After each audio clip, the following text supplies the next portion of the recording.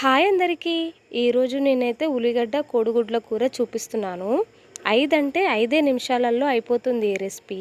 నిజం చెప్పాలంటే బ్యాచిలర్స్కి ఈ రెసిపీ చాలా యూజ్ అవుతుంది. ఎందుకంటే ఎలాంటి మసాలాలు లేకుండా 5 అంటే 5 నిమిషాలలో ఈ కూరను వండేయచ్చు మనం. ఈ కూరను ఎలా వండాలో నేను ఈ వీడియోలో చూపిస్తాను, చూసేయండి.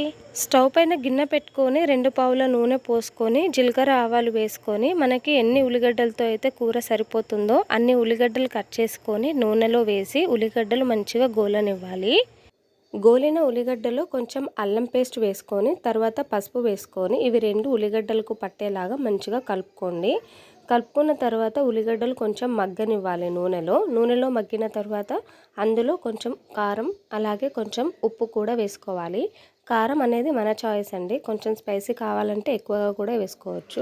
ఇప్పుడు ఉప్పు కారాన్ని నూనెలో మంచిగా గోలనివ్వాలి. ఉప్పు కారం మంచిగా గోలిన తర్వాతనే మనం ఇందులో వాటర్ని అయితే యాడ్ చేసుకోవాలి.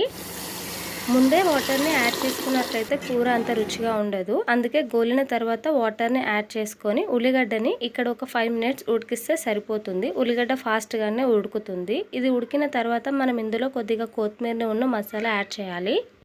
ఈ కూర ఉడికే లోపు ఇక్కడ నేనైతే ఒక 4 ఎగ్స్ ఉడకబెడుతున్నాను. ఉడకబెట్టిన ఎగ్స్ని మనం ప్రిపేర్ చేసుకున్న కర్రీలో వేసి మంచిగా కలుపుకోవాలి. ఈ కర్రీలో వేయడం వల్ల గుడ్డు అనేది చాలా టేస్ట్ ఉంటుంది.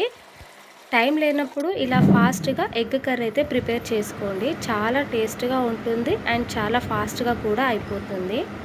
నా రెసిపీ మీకు నచ్చినట్లయితే ప్లీజ్ లైక్ అండ్ సబ్స్క్రైబ్.